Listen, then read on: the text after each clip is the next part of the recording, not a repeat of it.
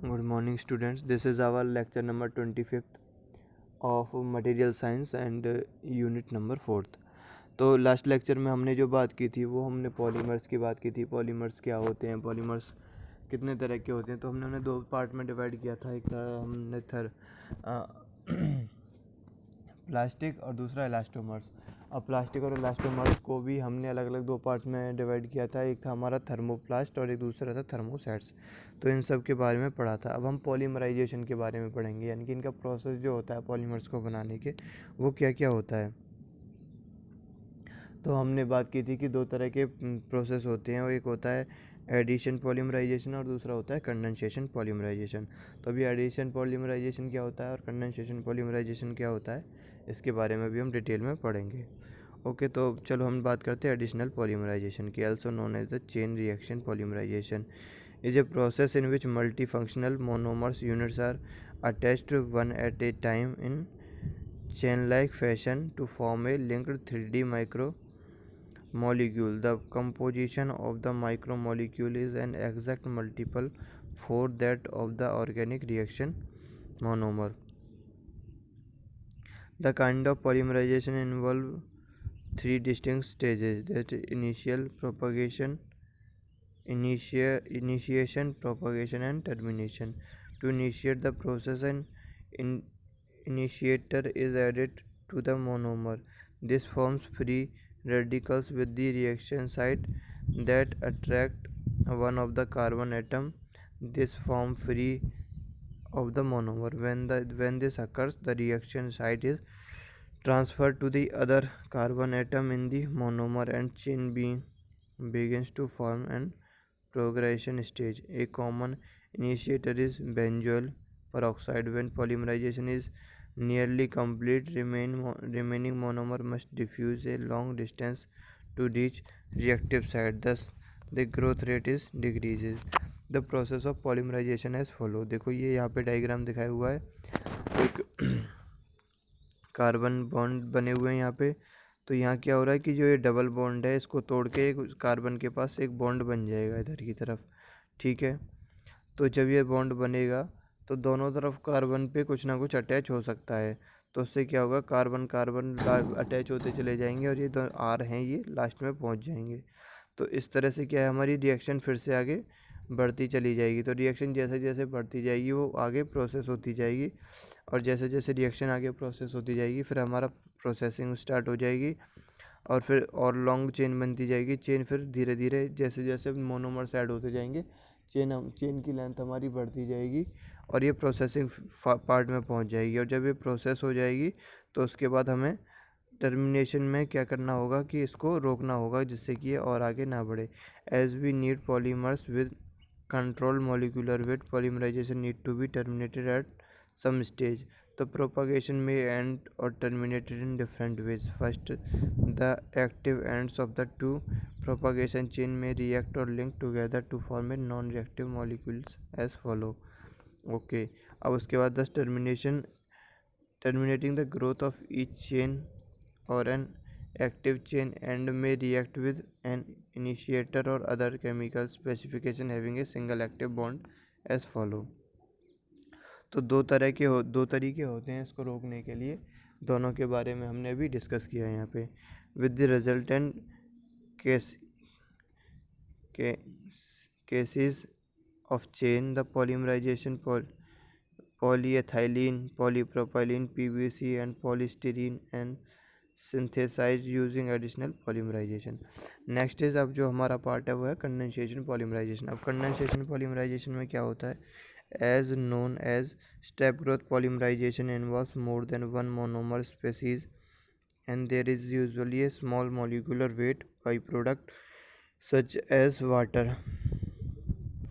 तो वाटर उसमें क्या बनता है, बाई प्रोडक्ट बनता है किसमें, एडिशनल पॉलीमराइजेशन में, विच इज़ एलिमिनेटेड, जिसको हम बाद में निकाल देते हैं। The repeat unit here forms from original monomers and no product has the chemical formula of mayor one mer repeat unit. The polymerization of dimethyl terephthalate and ethylene glycol to product polymer polyester is an important example. The byproduct methyl alcohol is the condensed of and the two monomers combine to produce a large molecule mer repeat unit. Another example, consider the formation of polyester from the reaction between ethylene glycol and the adipic acid. The intermolecular reaction as follow. देखो यहाँ पे reaction हो रही है ethylene ग्लोकाइड की और एडिटिक acid की. तो अब यहाँ से OH को क्या होगा, रिमूव हो जाएगा और H एक तरफ से H रिमूव होगा, एक तरफ से पूरा OH रिमूव होगा. तो O के पास एक बॉन्ड होगा जो कार्बन के साथ रिएक्ट कर जाएगा. तो यहाँ पे जो आ जाएगा वो यहाँ पे H2O बाहर निकल जाएगा. This step wise process of successively repeated producing in the case a linear molecule. The intermolecular reaction occurs every time a mer repeat unit is formed. Reaction time for condensation are generally longer than of for addition polymerization.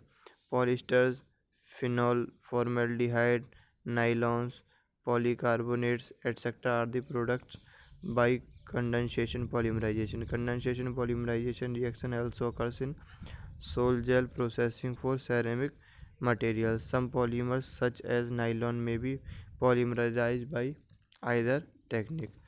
तो इन किसी भी technique से हम इन चीज़ों को बना सकते हैं, जैसा कि हमने ऊपर दिखाया है और रिएक्शन के बारे में भी डिस्कस किया हमने. तो polymers unlike organic inorganic compounds do not have a fixed molecular weight.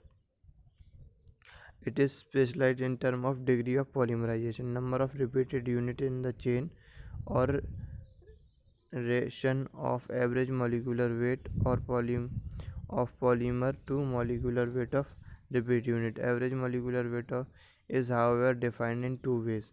Weight average molecule weight is obtained by dividing the chain into size range and determining the fraction of the chain having molecular weight within the range. तो number average molecular weight is based on the number fraction rather than of the weight fraction of the chain within each size range. It is always smaller than the weight average molecular weight. Most of the polymer's properties are intrinsic, that is characterized of a specific polymer. Foreign substances called additives are intentionally introduced to enhance or modify these properties. These include fillers, plasticizers, stabilizers, colorants, and frame retardants. Fillers are used to improve tensile and compressive strength, abrasive reaction, dimensional stability, etc. Wood, floor, sand, clay, talc, etc. are the example of fillers. Plasticizers aid in improvement flexibility, ductility, and toughness of polymers by lowering glass transition temperature of a polymerization. These are generally liquid of low molecular weight. Stabilizers are additives which counteract deteriorative process such as oxidation, reduction, radiation, and environmental deterioration. Colorants impart a specific color to a polymer, added to form either dyes, dissolves, or pigments, remains as a separate phase. Flame retardants are used to enhance flammability resistance to the combustion polymers. They serve the purpose by interfering with the combustion through the glass phase or chemical reactions. सो ये proper जो हम additives add करते हैं उसके बारे में बताया है कि हमारे फिलर्स क्या यूज़ करते हैं, हमारे स्टेबलाइजर्स क्या करते हैं, फ्लेम रिटार्डेशंस किस लिए यूज़ किया जाता है, कलरेंट किस लिए यूज़ किया जाता है, उनके बारे में डिटेल में बताया कि कलरेंट के थ्रू हम कोई भी कलर दे सकते हैं. फ्लेम रिटार्डेशन के जिनका मॉलिक्यूल जिनका टेम्परेचर जो कम टेम्परेचर पे हीट अप हो जाते हैं उनको उनके फ्लेम टेम्परेचर को हम बढ़ा के आगे कर देते हैं जिससे कि हम उसको आगे यूज़ कर सकें. तो अब नेक्स्ट क्लास में हम पॉलीमेट्रिक मटेरियल्स के बारे में और